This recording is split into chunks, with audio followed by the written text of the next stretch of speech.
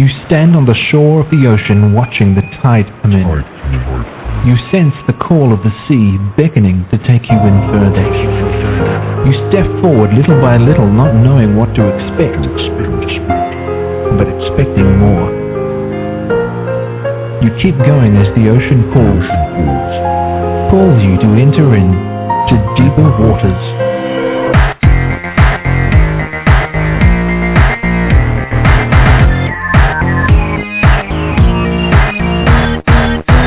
Hello everyone, welcome to the Deeper Waters podcast.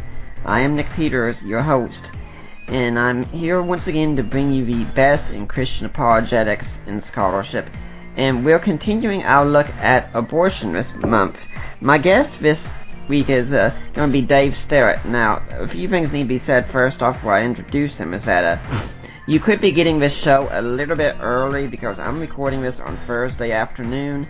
And that's because I've actually got some things I've been asked to do for a wedding on Saturday. No, I'm not officiating this time, but they need someone ministerial to come and sign some documents and such. And it's a close friend of the family, so they're having me come, and so I'm going to be doing my part, so we're doing this early. And my guest can only contribute an hour today, so we're going to have a little bit of a shorter show.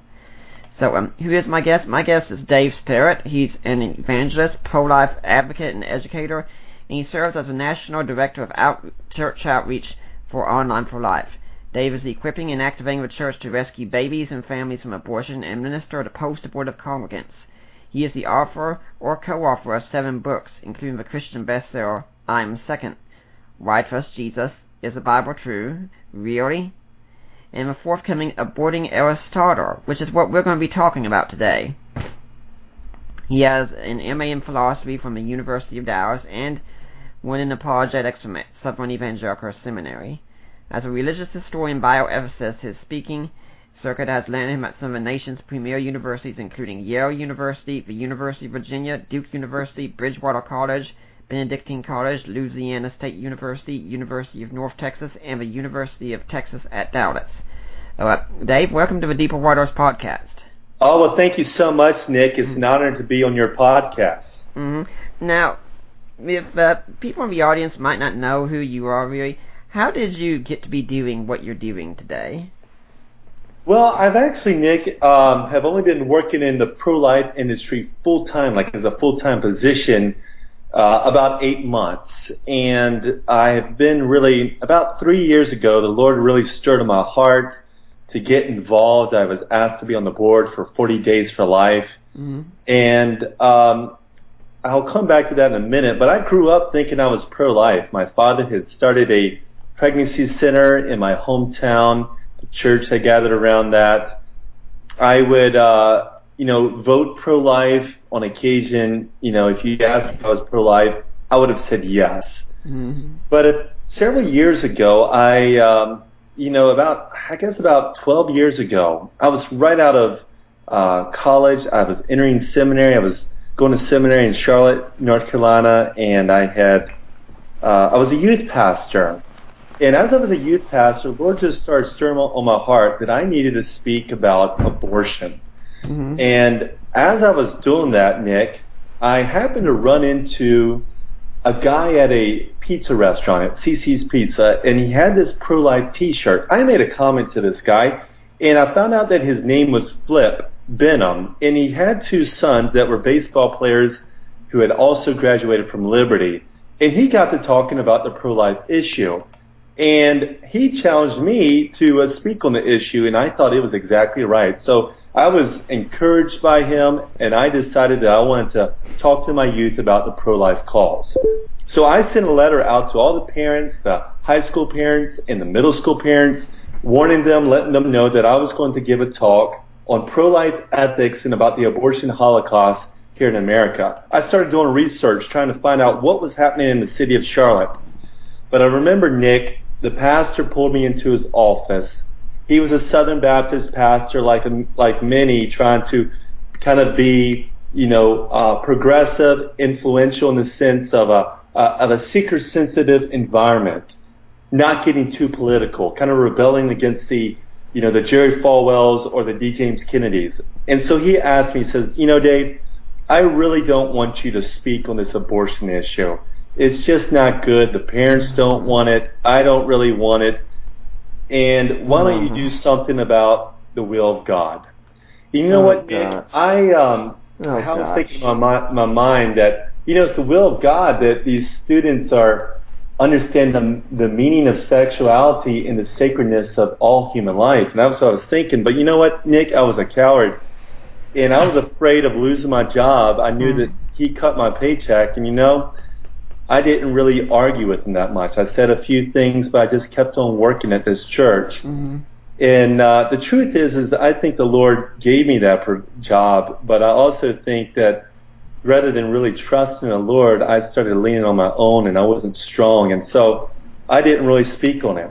And I remember a young lady who I was dating who went to seminary with me too, saying, Dave, I really don't think you should be talking on this issue.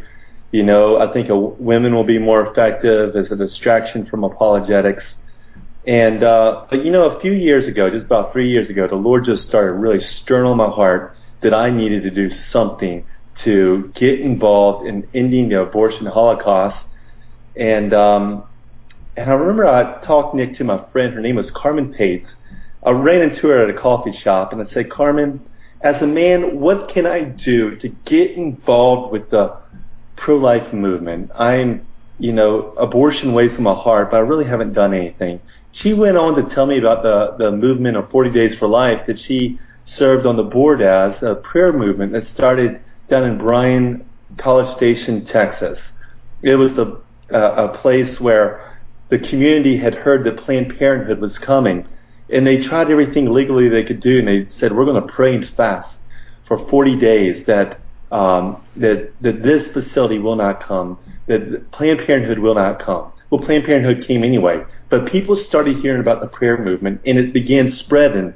And soon they started a relationship with the lady who was the manager there. Her name was Abby Johnson. And Abby eventually, when an out-of-town abortionist came in, asked Abby to hold the instruments.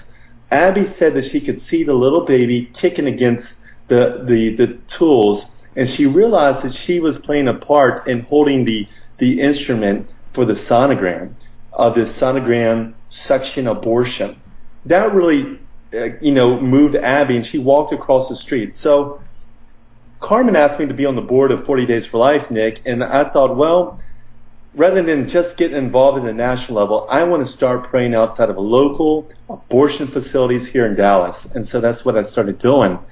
And as I started praying outside those facilities, I would often talk to people walking in. I would see that it was kind of like a business. It was people walking in who didn't have hope. They were hurt. The guard would walk in, would walk them over. They would walk into the door, and then I would see them, a couple hours later, or sometimes the next day, the nurses pushing these ladies in wheelchairs outside the side door and just kind of dropping them off at the cars. And I saw tears and I saw pain in these women's faces. And I could sense also, like I never sensed before, a really demonic presence.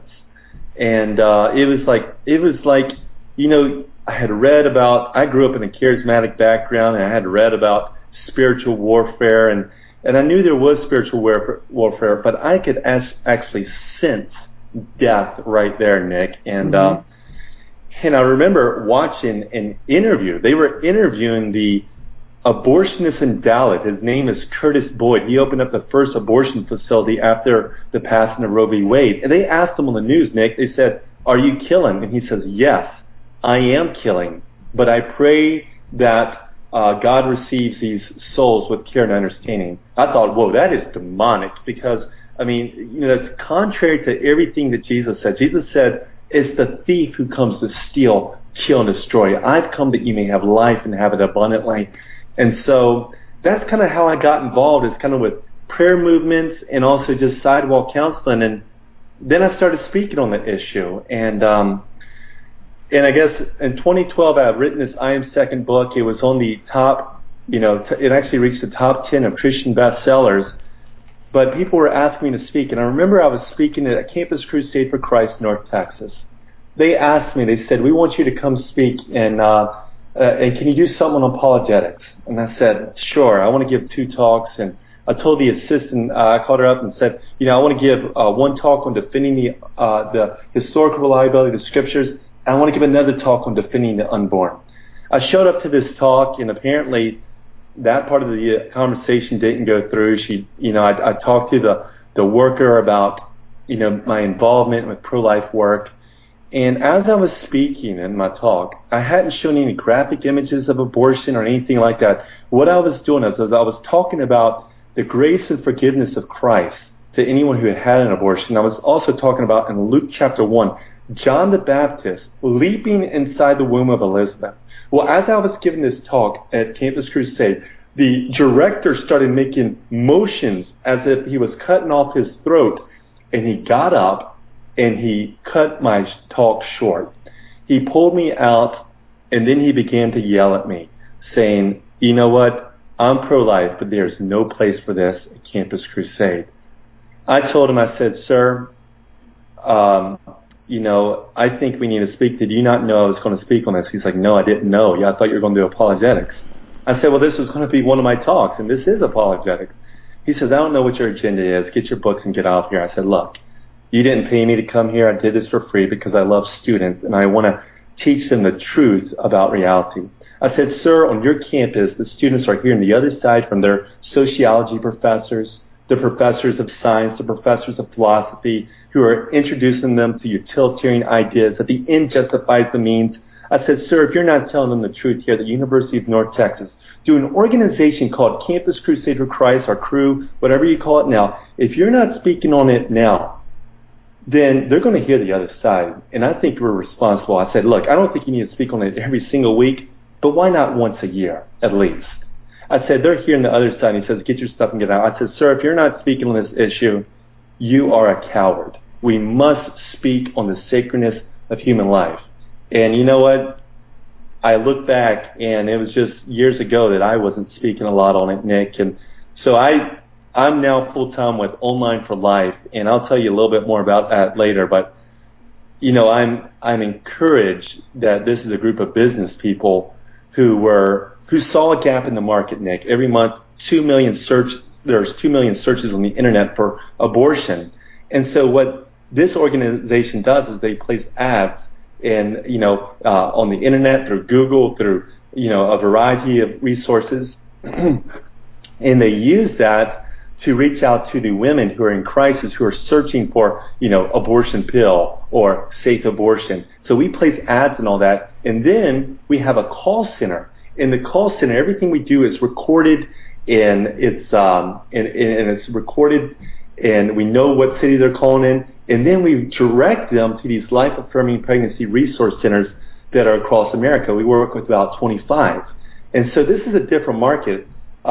There's many pregnancy resource centers out there, but often we haven't directed enough of the abortion-determined clients there to these abortion facilities. So that's what we're working on. And I saw this group of businessmen. I said, we have to take this to the churches and to the schools. And so that's my role. I'm the director of church outreach, and I'm speaking at university campuses and bringing awareness of how we can abolish abortion in our lifetime. Well, let's go from there and leap into the book that's talking about that. And the idea in this book is that we've actually committed an abortion that's led to abortions, and that's the abortion of Aristotle. Is that right? Well, that's what I said. I said that in today's universities, many people have still been influenced by this ideology of utilitarianism, to an extent that they say that the end justifies the means, or that the greatest amount of, say, pleasure that overrides other goods is the best. And so I thought that the classical philosopher Aristotle, even though he was in favor of abortion, there's much good that he taught us as far as the laws of logic. Now, he didn't invent the laws of logic, but he, discovered those. But as far as the laws of logic, the law of identity, the law of non-contradiction, his metaphysical realism that says that there is such a thing as a substance, that there is existence in this idea that we can know reality. And I argue in this book that all the proponents of abortion choice have rejected Aristotle, and they rejected the good things that he taught us. And so that's why I called this book Aborting Aristotle. And I refer to David Boonin, I refer to Judith Jarvis Thompson, I refer to Peter Singer, Michael Tooley, the professors, and many young people who have been influenced by these ideologies who are in favor of abortion choice. And that's what I do in this book, Aborting Aristotle. I take them on. Well, geez, why shouldn't we get rid of Aristotle? I mean, Aristotle lived about 400 years or so before Jesus, and they didn't know any science back then, and we know so much more science right now. We're so much more better informed, and all we get from the past are these crazy metaphysical ideas from people who didn't know better. So why should we care? Well, you know, Nick, I think you're exactly right. That's kind of the ideology that many people have, is that metaphysics, or the study of reality, a reality that is beyond the physical, materialistic, and empirical data, that they say that all that is just useless and it's religious speculation. But wait a second, that very idea itself is not something that they have demonstrated to us empirically. Mm-hmm. But you and I both know that that is a philosophical claim that they are making. Mm-hmm. And so that's what they do, is even though they deny philosophy and say we're just scientific, they themselves use philosophy. Now, some of these out there are actually, they know they're philosophers, and then they downplay the empirical data. I found it shocking when I read Michael Tooley, who teaches at the University of Colorado, that he downplays the pro-life movement for placing such emphasis on he says, the biological facts concerning the embryo.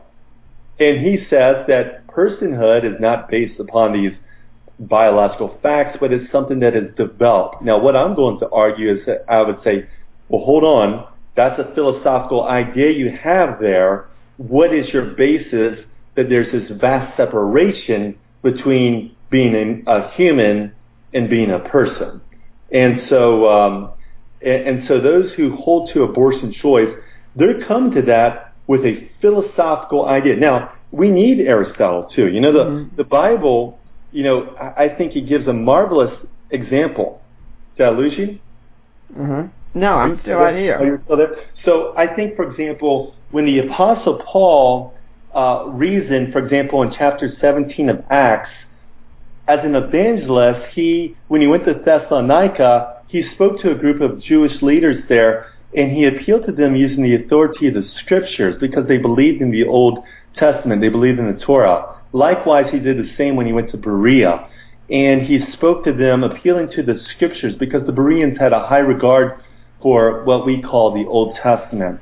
However, when Paul went to Acts, he was very familiar with the ideas of what the Epicurean and Stoic philosophers believed. Mm-hmm. And in his brilliance, as he was proclaiming the gospel, he took certain ideas, for example, of the Epicureans, that was true, and he took that truth to reject that of the Stoics.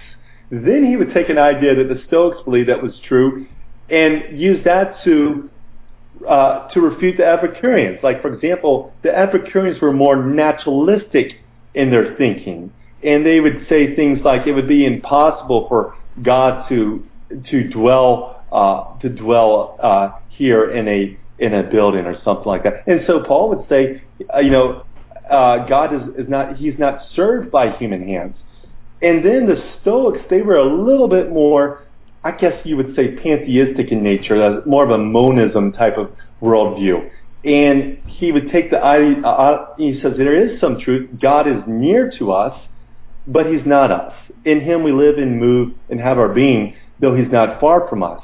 But we need to still reach out to him and find him. And so he used that, and he was familiar enough to reject the falsehood, embrace the truth, and then proclaim the true gospel. And so, for example, philosophy is very important. If we don't have minds that can understand the truth, the idea of, does God exist? Is there such thing of morality? What is the basis of morality? These are all philosophical questions, and as followers of Jesus, we need to have philosophy. God said in Isaiah 1, "Come, let us reason together." And so I say that we need to keep some of the teaching of Aristotle, and that's what I try to. And I argue that some of that teaching of Aristotle may help us, and may help those in academia to be more open to the pro-life position. It's important to note that everything you just told me, essentially, an atheist could have said the exact same thing. Your argument doesn't depend upon theism, per se, although it certainly works well with theism. Your argument just depends on good metaphysics. It does. It does depend to good metaphysics. Now, I make the case that the best explanation of objective moral values would the best cause or explanation would be some sort of transcendence, and it's better to be explained rather than some abstract immaterial forms like what Plato believed in. A better explanation would be in a transcendent being, a very being who is necessary in his very existence. And so I argue that theism is the best explanation of why there are these objective moral values. But you're right. It seems to me that someone who embraced Aristotle's metaphysics, combined with what we know today of embryology, it seems to me that they should be pro-life. They should hold the pro-life position and be more open to that. Mm-hmm. Now, let's get into the substance, as it were, of substance. Yes. You were talking about that we need to return to this. What is substance? Even for me, we could say, well, geez, I put this chemical here, I put this chemical here, I put them together, I've got a substance. Yeah, a substance is a distinct entity, whole organism, for example, of that. For example, we take take a dog, take a specific bulldog as the type of bulldog. That dog may go through different changes, and those changes may refer to the accidents, such as the time or the location, whether it's being acted upon or acting on something else, whether it is moving or stationary. That dog will go through changes. In fact, as human beings, our makeup will go through changes. We will, like a baby doesn't look like a teenager, nor does a teenager look like an elderly woman. The cells will go through processes, but the changes that are taking place are not the change of substance, rather those are changes in the accidents. And so the whole organism, whether that is a individual bulldog or an individual human being, substance, I refer to substance as individuals, like Nick, like Socrates, like a particular bulldog named Rufus. These are individuals, and I think individuality is key to substance. And even though we all go through certain changes, we lose hair, we gain size, we lose size, our cells change, there is a unity that we hold to even though we go through all these changes in life. And so the mind, the empirical data that we have, may observe these empirical small changes, but the mind acts upon that, and we can know that substance is. And so that's a little bit what I talk about in that book. Yeah, I think something we need to add to that also is that when you talk about accidents, that something that can be common to a species can still be an accident. It's not essential to that. I mean, for instance, let's suppose Allie and I were out driving tonight, and we get in a car accident of sorts, and I lose my left arm in that accident. Yeah. Where it's common for people to have two arms, But that doesn't mean I'm less human, because there's nothing essential about being a human that says you have to have 2 arms. And heck, for that matter, we'd say baboons and chimps and others are humans because they have 2 arms to a certain extent. But but we have to ask, what is it that really makes a human a human? And this can come along with the whole idea of children who are disabled. And of course that's getting personal, since my wife and I both have disabilities. And we can look at a disabled child and say, they don't have what's common to the rest of us. And we say, therefore, maybe we should just end their lives beforehand. I mean, do you think that's important to consider also? I think that's an excellent point. I think one of the points that I use in the book is that, for example, a dog who doesn't have the ability to bark is still a dog. And likewise, there's still a unity to substance, even though some of our functions throughout life may not function properly. In fact, we all will reach a point in which some of those functions may not operate the same way. And for example, I might have been able to, jump higher than I used to. And suppose I have to go through a major surgery like you appealed to, and I would have say a finger removed or a leg removed or something like that. The person still remains the same. The accidents may change, but there's still unity of that substance. And I think that's very important, because many of the utilitarians, for example, Peter Singer, who I appealed to, is that he believes that personhood is based on certain functions. And many of these pro-abortionists, they disagree amongst each other about what those qualities are. Some would say it's, the awareness to feel pain. Others would say that it's certain levels of consciousness, or some would say it's the heartbeat. Some would say it's being born. But again, whenever they make that conclusion, they're basing that upon certain functions. But we are not human beings because of these functions necessarily. Rather, these functions that you and I have, Nick, these follow our existence. And so to be a human being is that we are human beings, and the aspect of our functions follow from that. But even if they don't all follow, we're still human.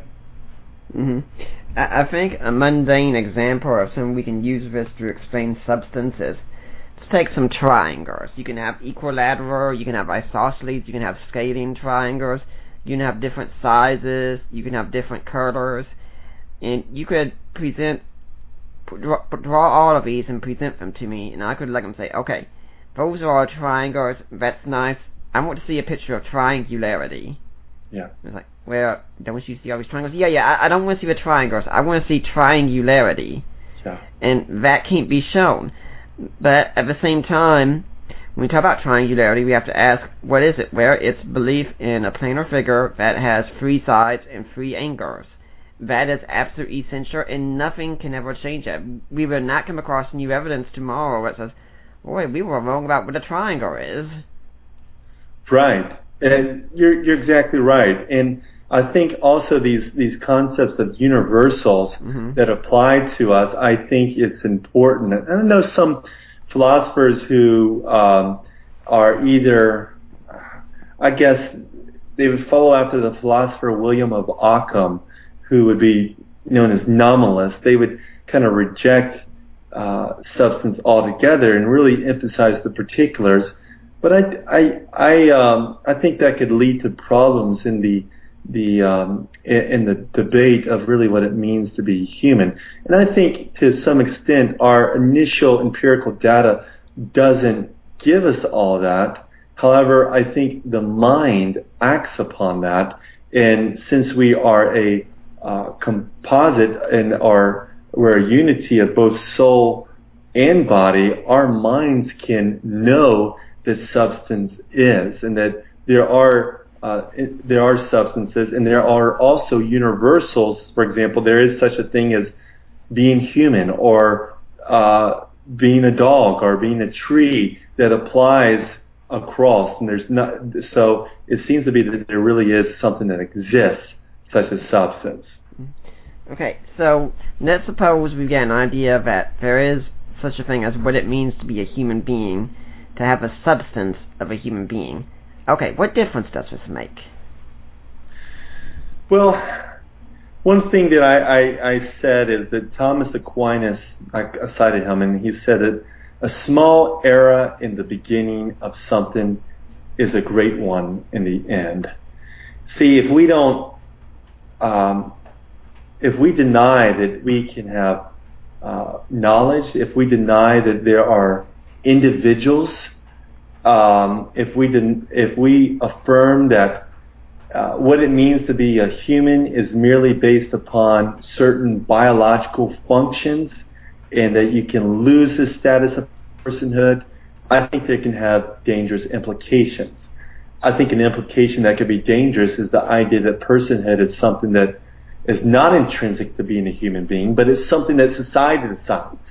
And anytime we look at society, and society has said that, you know, that these people are persons because they have these functions, and these aren't because they don't have these functions. I mean, what has that led? Well, it's led to racism. It's led to discrimination to children with Down syndrome. You know, it's very, you know, children who have Down syndrome are very, like, over 80% likely to be aborted. I mean, it's very high. It's led to the Holocaust. The idea is led to the whole slavery and stuff like that. And so I think these ideas that would say that human beings and that personhood are so separated that someone can lose their status of person or gain it based upon what society says is the right function or based upon government, I think that leads to dangerous implications, and we've seen that throughout history.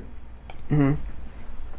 So how exactly do you recommend we bring this about? Because so many of our people are just out there just ready to dismiss metaphysics and philosophy entirely. How do we start spreading this message?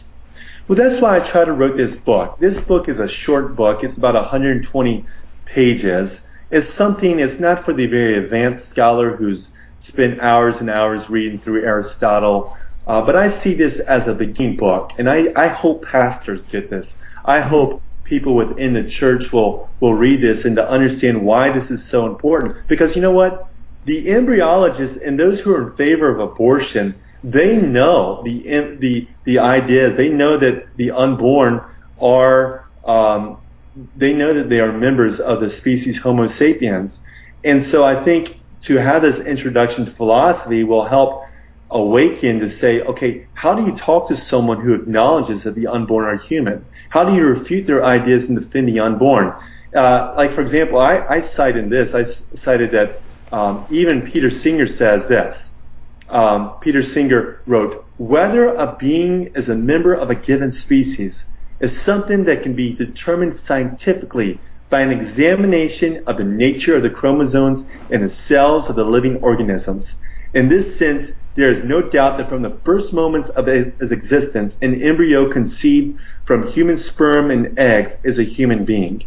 Well, Peter Singer also believes that infanticide outside the womb is morally justified. Mm-hmm. Why does he believe that? It's based upon philosophy.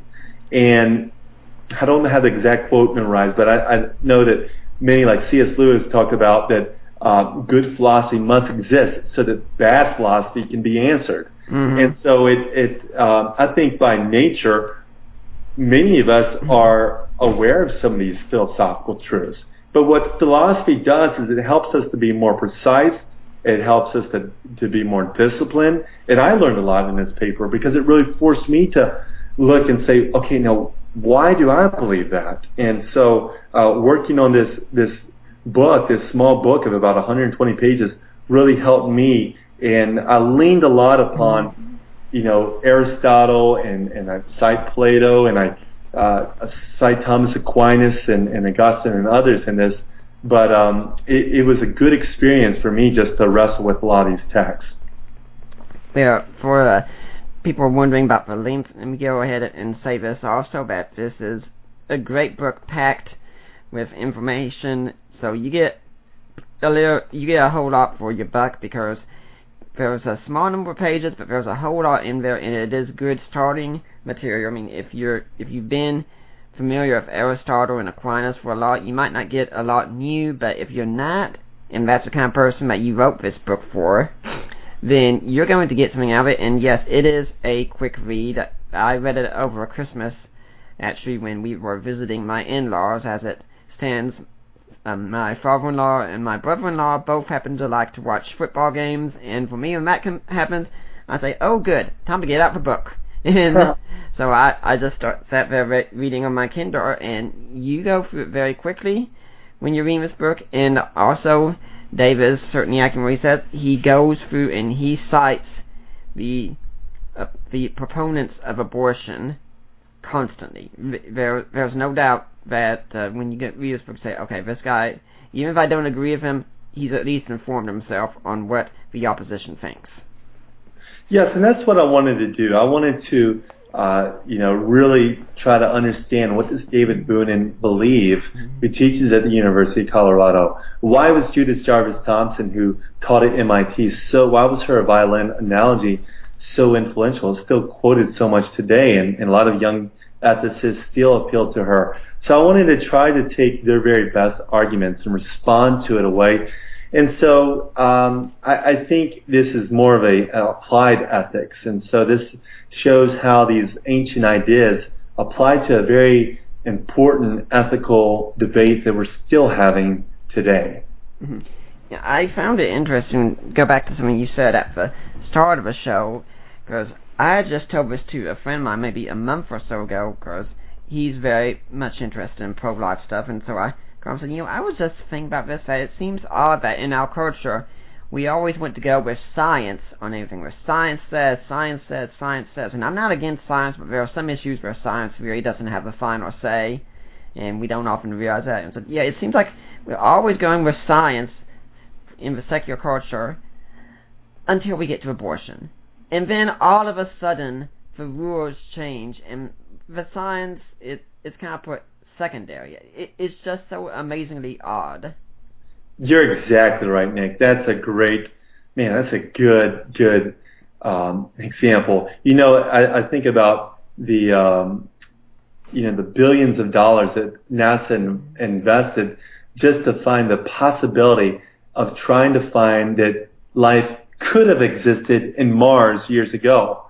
And they find the littlest bit of evidence, and they think, we now have reasonable evidence that life could have existed in Mars millions of years ago, and so forth. But yet, those in favor of abortion, the leading scholars, acknowledge that the unborn are human beings. And so in pop culture, and also in politics, and even the Supreme Court decision of Roe v. Wade, and this has been based not upon science, but based upon bad philosophy. And I think, we need to restore good philosophy to education today. Yeah, it's something I've noticed, in fact, that when I was growing up in the public schools, we didn't have classes on philosophy, we didn't have classes on logic, and yet, who is it that's teaching it the most, I find? Private Christian schools. The schools that are supposed to be anti-logic and anti-reason. These are the ones teaching reason and logic and philosophy. And if you look at what the ancient universities taught, which were established by Christians, logic and philosophy were taught regularly. It was absolutely essential. And as much as we think the study of theology is important, before you could study theology, you had to master those subjects. Yeah, and in fact, I just, I think I got my second master's degree at the University of Dallas, and there would be priests, or those men wanting to study to be a priest. Before the priests could go enroll in their theological masters of theology, I think they were required to have 2 to 3 years of philosophy first. Mm-hmm. And we've just moved away from that, and I'm concerned about our seminaries. And the truth is, many seminaries across America, they would say, well, we're pro-life, but they don't even wrestle with the issue. They don't speak on it. And the truth is around the time of Roe v. Wade, a couple years before, many of these seminaries, the prominent ones that we think about, Southern Baptist, even Dallas Seminary and others, they came together by an event sponsored by Christianity Today, and all these scholars, although they believed that there were moral problems in a struggle with the abortion debate, they concluded at the end of this that abortion should be legal. And you know what? We've paid a price. We've paid a price of 57 million innocent babies who've been killed in the United States because I don't think the church spoke up when we needed to. And I think this goes about every single ethical issue.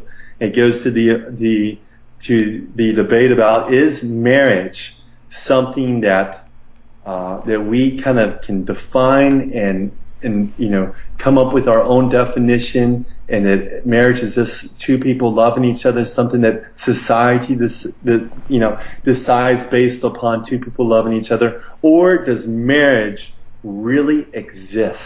Is it something like that just exists independent upon our definitions? And I would say that yes, God is the giver of marriage.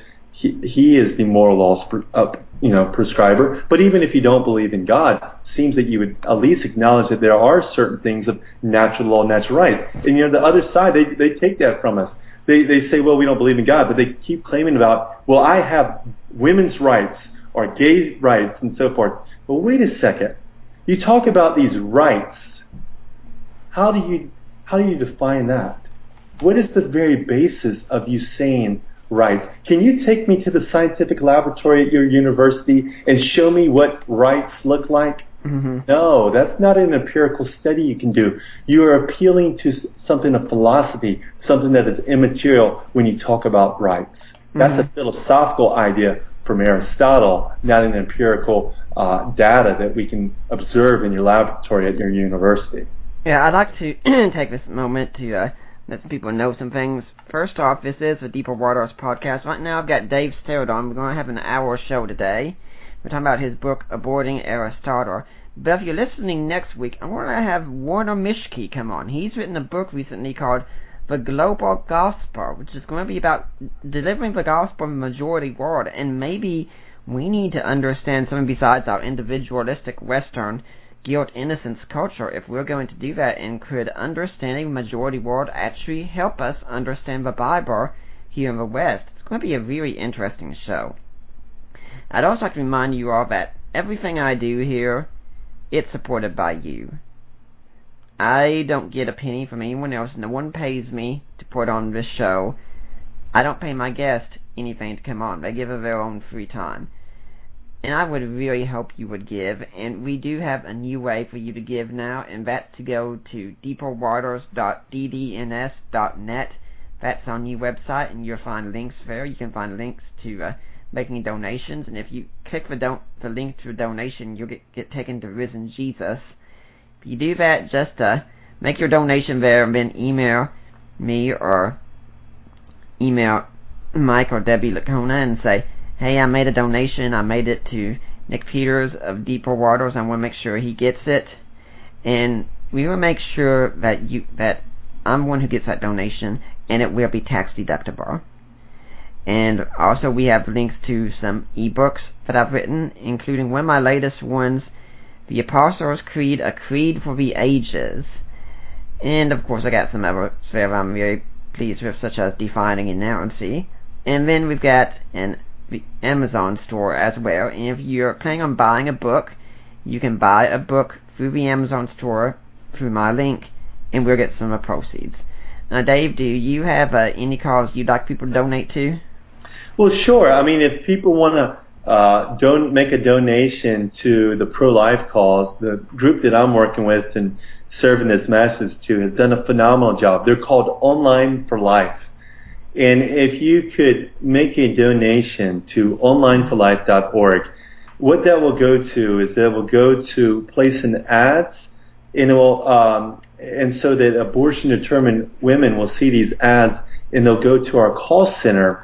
We also are rolling out mobile units and sonogram machines that we can, we'll have 2 coming out soon, and we're doing more is that we can pull this mobile unit up right beside Planned Parenthood, and as these women are walking in, we can offer free sonograms. So if they go to onlineforlife.org, onlineforlife.org, and make a donation, that will rescue babies. And I would say the other thing, Nick, if it's okay to just give a plug, is that one of the things that we have done is we have created an app in which people can pray in real time for women who are considering abortion.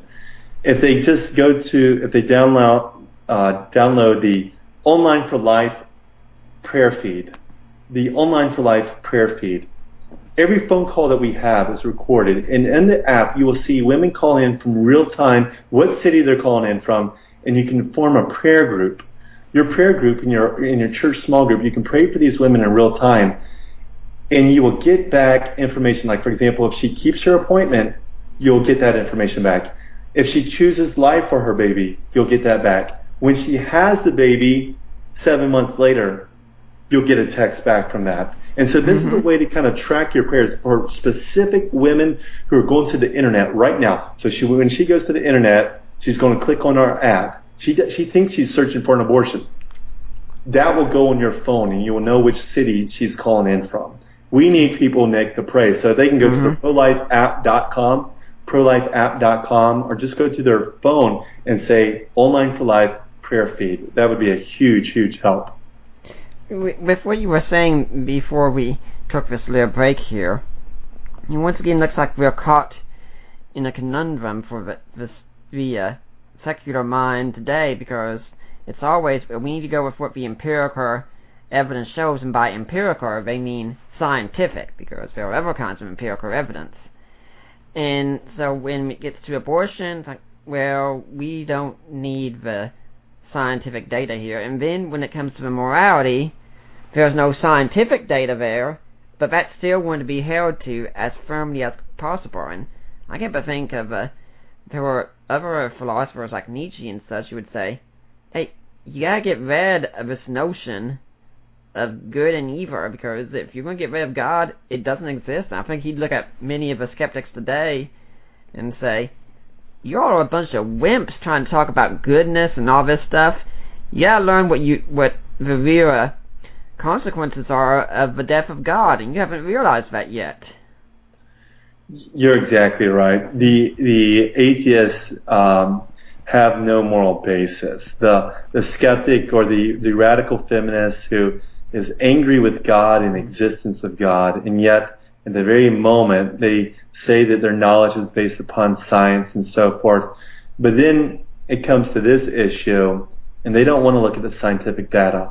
They don't want to look at the scientific model of the scientific textbooks of the abortionist. I just went on Amazon and I ordered the abortionist in the city of Colorado, and the procedures. These procedures are brutal by nature. How to dismember a child. Abortionists need to account for all the body parts as well. And for example, in these late-term abortions that our president is so zealous about, these procedures use a sofa clamp to take out the baby's limbs, and then eventually the sofa clamp is placed around the baby's skull. And when he squeezes, and he's got to be really rough with it too to squeeze firmly.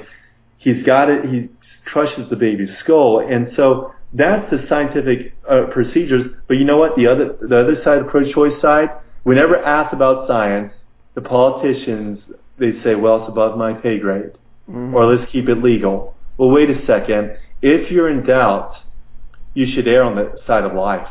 If you say you don't have knowledge, you should err on the side of life. To give an analogy, let's suppose we're out hunting with some friends and we see something moving in the bush, but we're not sure if it's a deer or a person. You should refrain from shooting.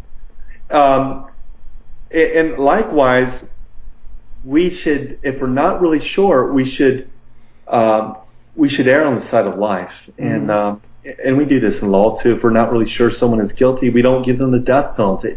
And so we should err on the side of life, especially innocent human life.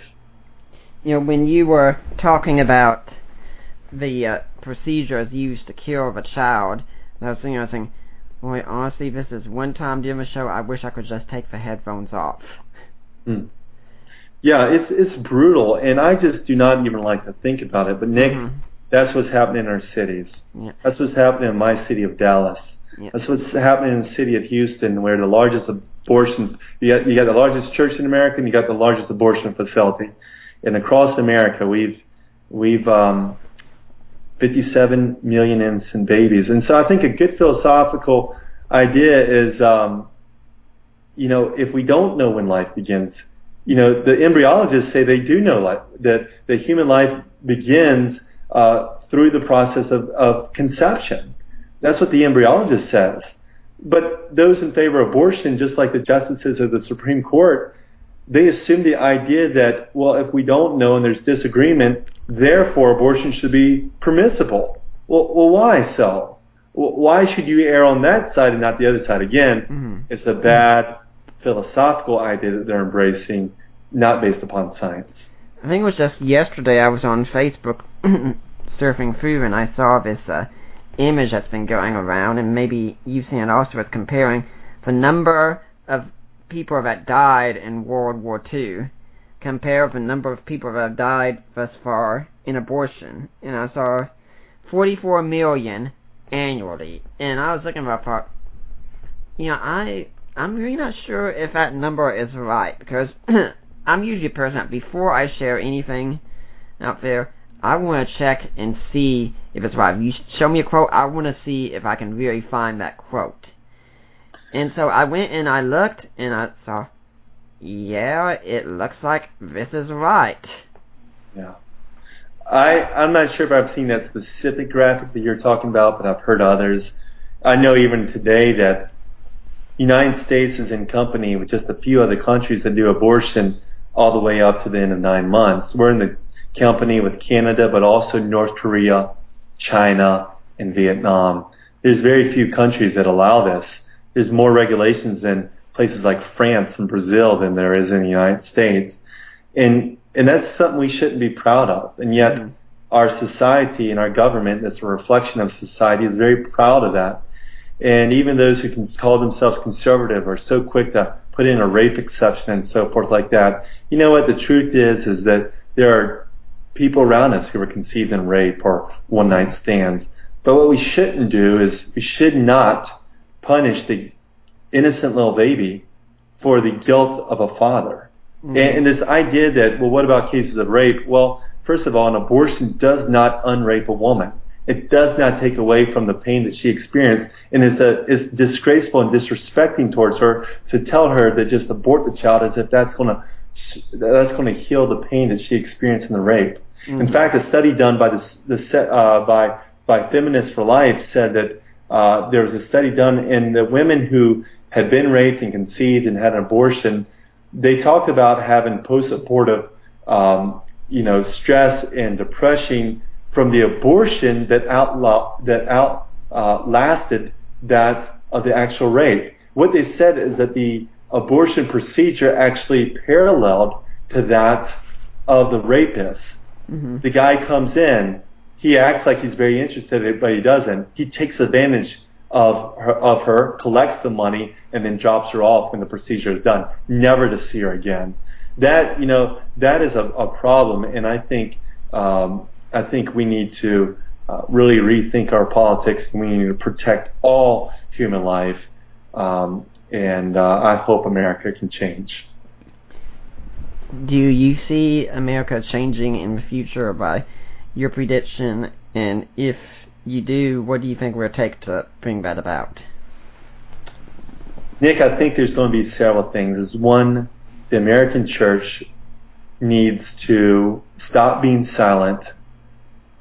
They need to stop being cowards. This idea that church is just something for me to go and experience and turn off my mind and sing the same 7 words over and over, and I just feel good and I feel fresh, and this, Jesus is saying something personal to me. I'm all for a personal relationship. But Jesus said that if any of you causes one of these little ones, who believes in me to stumble. It would be better for him to have a millstone hung around his neck and to be thrown into the depths of the sea. And so Jesus spoke very boldly. I've had people working at abortion facilities try to justify their behavior because of this. Well, they have this personal relationship with Jesus. I would say, you know what? That's a different Jesus. The Jesus in the Bible says, I have come that you can have life and have it more abundantly. That's the Jesus I worship. What Jesus do you worship? And I told this security guard of Planned Parenthood, Texas, his name was Earl, I told that to him. But I think in the church we need to get educated. Pastors need to quit being cowards and they need to get bold. And we need to preach the whole counsel of the Word of God. And we desperately need a revival. And also we need to be smart in our technology and use business skills and to apply that. And that's why I'm excited about Online for Life, because we have 4 C-level executive, four businessmen who are full-time using marketing research to end abortion. And our staff has grown from about 12 people to 65. And we have rescued about 2,600 babies.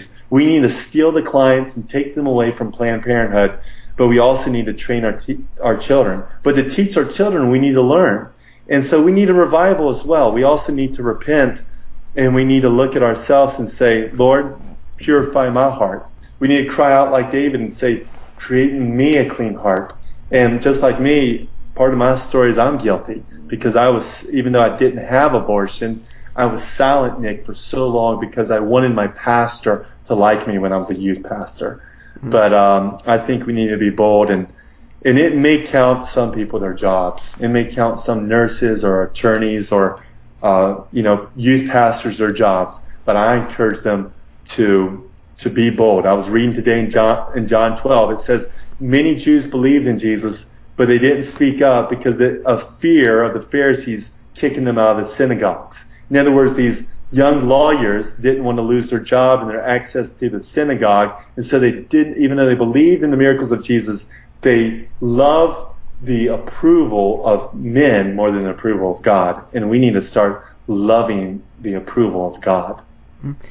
Well, Dave, it's been great having you on, but you've only been able to give us an hour, and now that time's coming to a close. If someone wants to get in touch with you, find out more, do you have a blog, a website, any way they can get in touch with you? Sure. Nick, they can look me up at davesterrett.com. They can follow me at Dave Sterrett, and that's Sterrett. And I have my own page on Amazon, too. And the Aborting Aristotle book is available now on Amazon for pre-order. But it will also be up eventually on christianbook.com and also Barnes & Noble.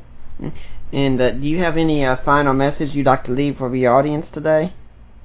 Look, can't we be thankful for grace? Aren't we thankful for the forgiveness in Jesus Christ? The truth is that we all need forgiveness. But Jesus said, if anyone would come after me, he must deny himself, take up the cross, and follow him. And I would say, you know what? Many people listening today are busy working professionals. Jesus said that the greatest commands, love him with your heart, soul, mind, and strength. And I think to rescue babies, I think we need to engage both in our hearts, but we also need to engage in our mind. And I hope that this book, Aborting Aristotle, Examining Fatal Fallacies in the Abortion Debate, I really hope that this will be a good tool combined with the power of prayer to end abortion in our cities in America. Well, Dave, it's been great having you on the show, and I hope we'll see you again sometime.